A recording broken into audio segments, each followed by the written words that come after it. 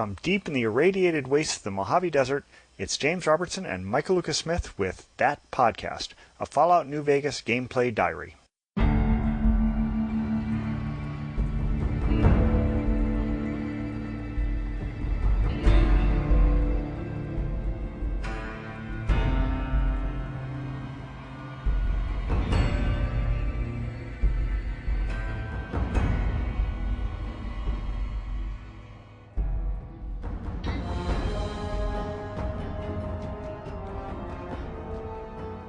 Should we discuss some of the emails we've gotten? Sure, we can discuss some of the emails we've gotten.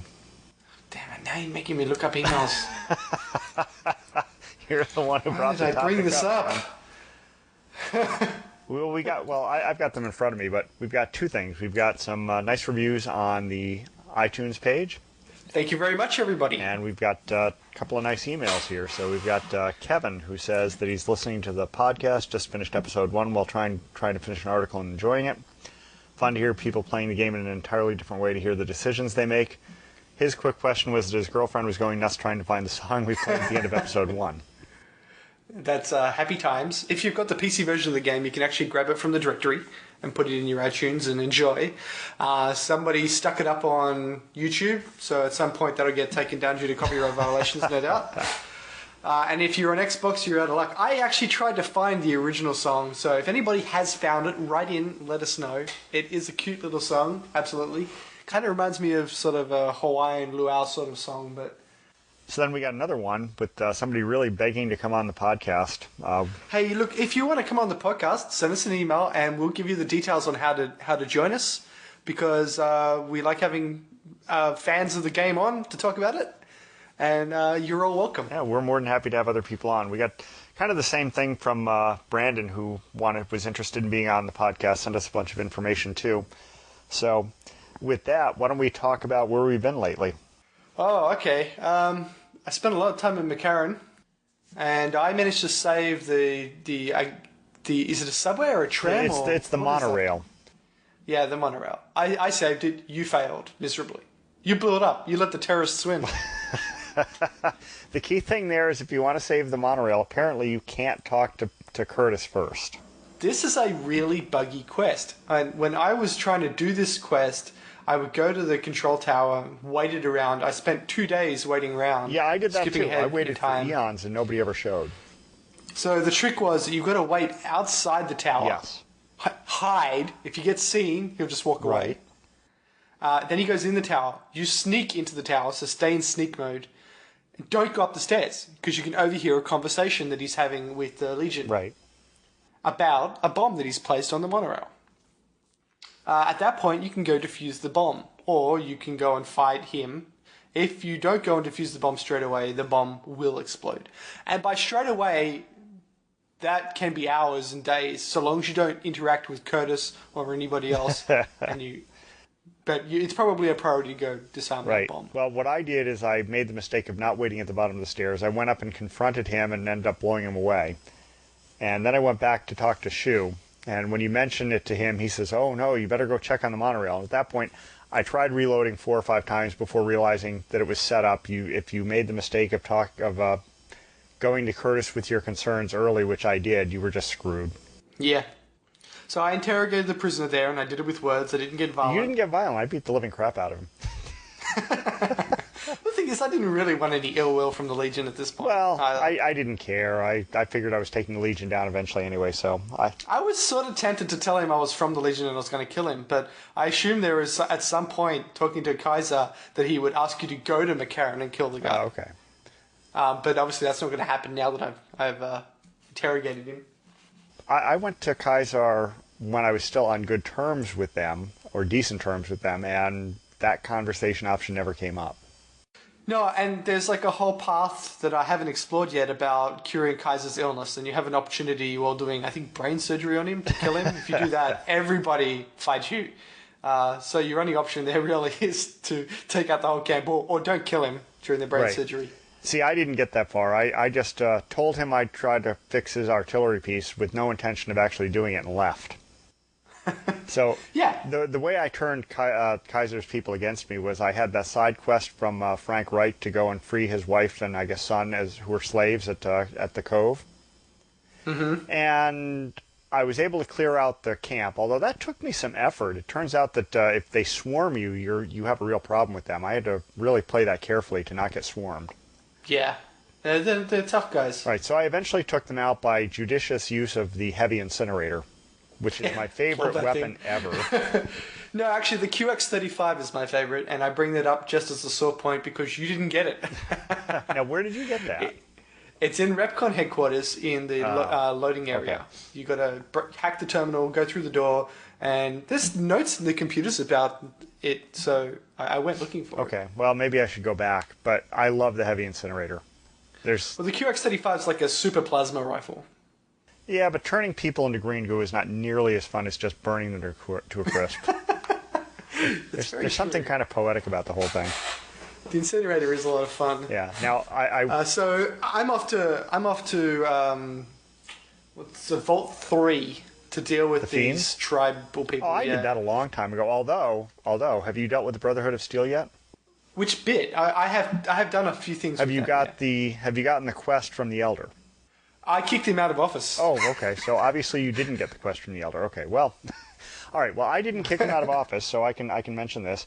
There are some quests you can get from the Elder, and one of them would involve you going back to Vault 3 in order to find a component that he needs. You know those. Right. This was where you glitched out. Well, yeah, I glitched out. That's where. Yeah, this was where I went up there with Veronica. Because you got an email here from Brandon. Yeah. Talking about the same problem you have. Yeah. So I got to Vault 3 with Veronica. I had swapped out Boone and taken Veronica because I figured if I went into Legion territory with Boone, he'd have a complete meltdown. Where was he? If you're swapping out he goes back to people, Novak. where did... okay, you didn't go Legion hunting. And you can go swap him back in again. So anyway, I go to Vault 3. I walk in, and Veronica gets stuck in the door. I had to reload the whole... from a previous save that was like 45 minutes earlier in game time, which pissed me off. You know, it's strange because I saw Felicia Day in an episode of Lie to Me. She was a school teacher. She didn't have any trouble going through doors. Okay.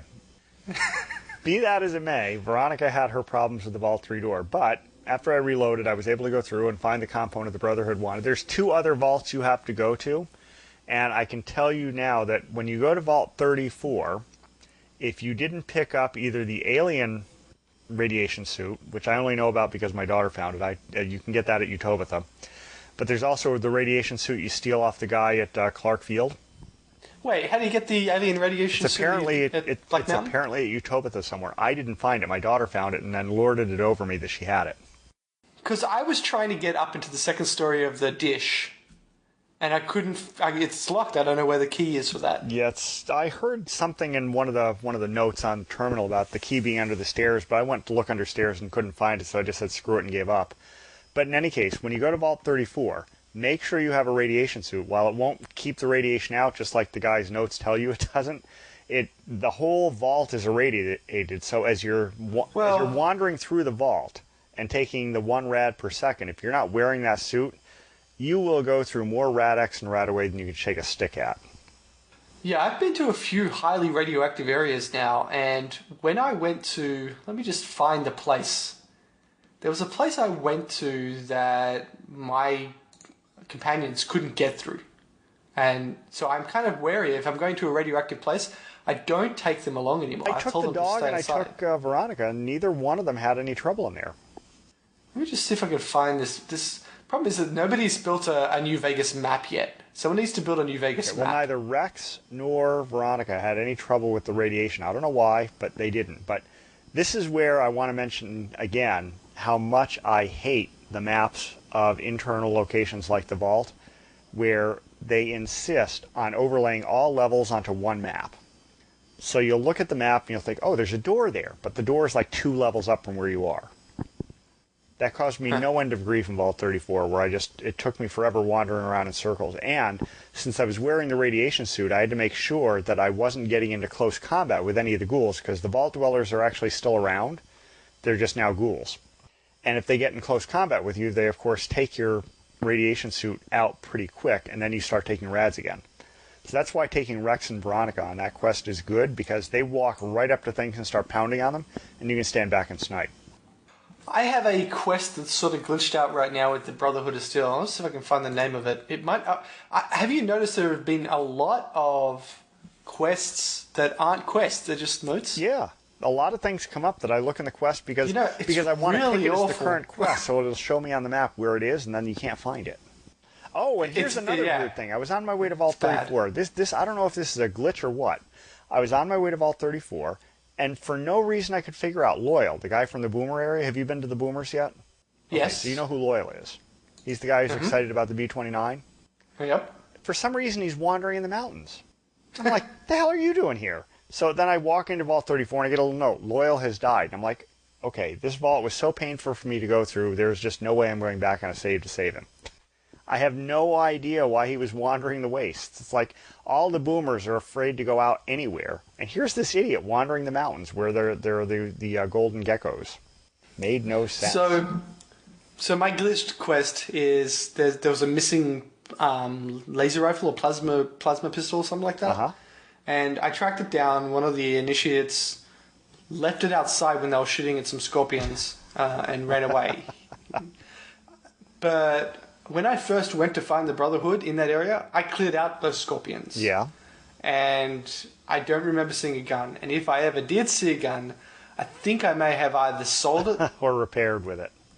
Or done something. That's right. Yeah. So it just disappeared. Now, here's something really weird, and I think this might be a random encounter, but I'm not entirely sure. In the Brotherhood of Steel area, I was walking around kind of that same area where the scorpions are, and I saw some text floating in the sky. Text in the sky?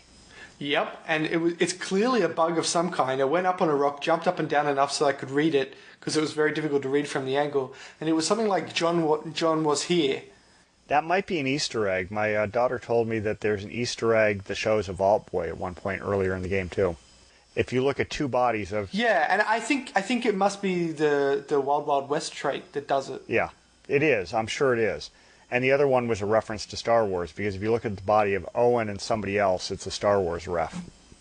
Yeah. I haven't really run into that much Wild Wild West trait stuff, or if I have, I haven't been able to tell. If I've run into it, I haven't noticed it, yeah. Yeah, it'd be nice for someone to kind of compile up things. You know where the 188 is, right? The trading post? Yeah. That's near Vault 34. At some point, I was down there, and I mentioned this on a phone call. Or in a chat. I didn't mention it in the podcast. After I cleared out the cove, they changed my status with Caesar's Legions from accepted to Merciful Thug, which I don't even know what that means. Merciful Thug. Well, they're in the tutorial on status, it lists out the different levels. Okay, but I don't know what Merciful Thug is supposed to imply. Well, hang on, let's check the wiki. Well, while you're looking that up, I'll tell you what happened. So I'm by 188. I get a bunch of legionaries suddenly show up and say, Kaiser's marked you for death, and start shooting. So we killed a lot of them. And then I go up to 188, and everybody's dead. The whole post has been wiped out. Wow. Yeah, I'd never seen that before. Usually these NPCs just hang around forever, but the whole post has been wiped. Now, I don't know if the legionaries did it or if it was the gunrunner. There was a gunrunner there offering to sell me stuff if I had a high enough gun stat, which I did. But there was one gunrunner, everybody else was dead, and the bodies were lying around. It's just weird. So lucky you didn't leave Felicia Day there then. I guess so. She would have died. I'm going to have to use the search area. God, this is going to be bad. So, anyway, going back to a different part of the game, we've both been through Utobitha.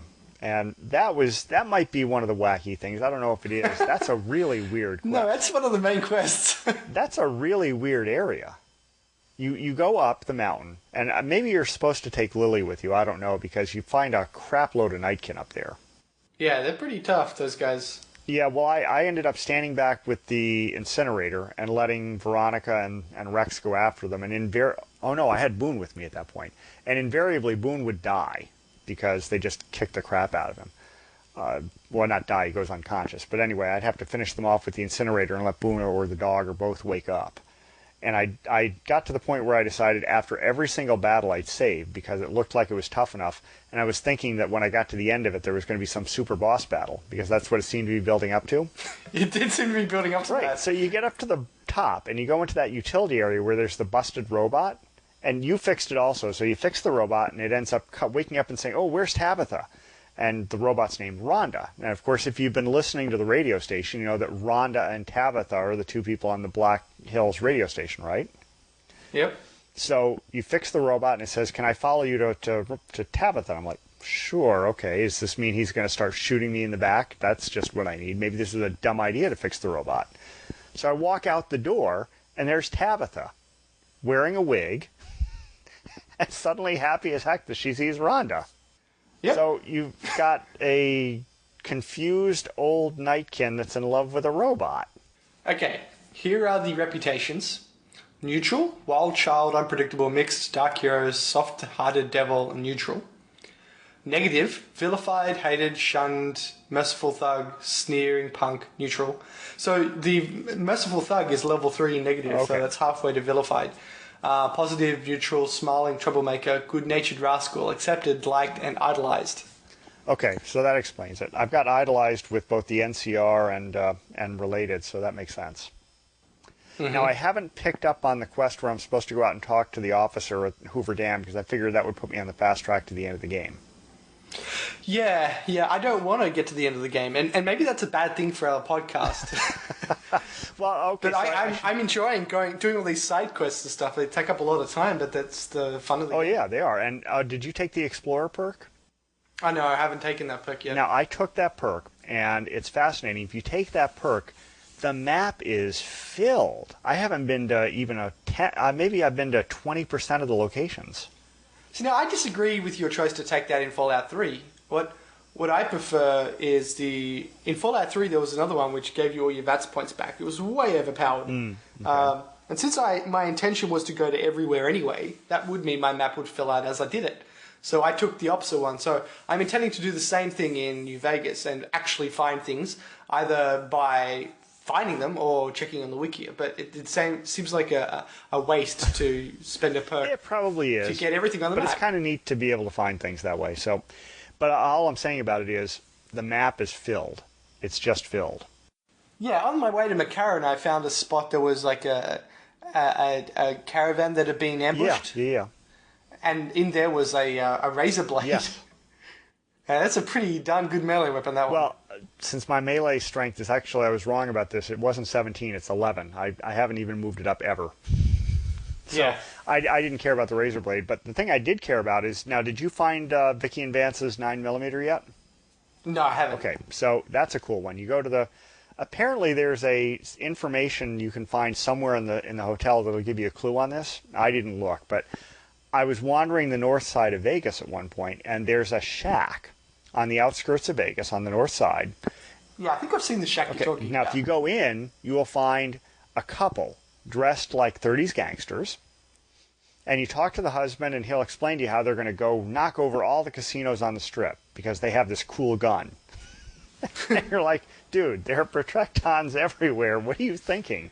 So you talk... Super duper Petrectrons for me. Securitrons. Right, so, but you talk to the wife, and the wife tells you, I'm a little nervous about this. I think we shouldn't do it. Talk to my husband and make him give you the gun. So then you get the gun, because he's relieved that he doesn't have to do this, because he's been nervous too. They've just managed to passively, aggressively talk themselves into the idea. But you get this gun. It's a really cool 9mm. It does a crap load of damage. And on that note, maybe we should wrap this up. Sure. All right, well, until next time, we'll be looking around.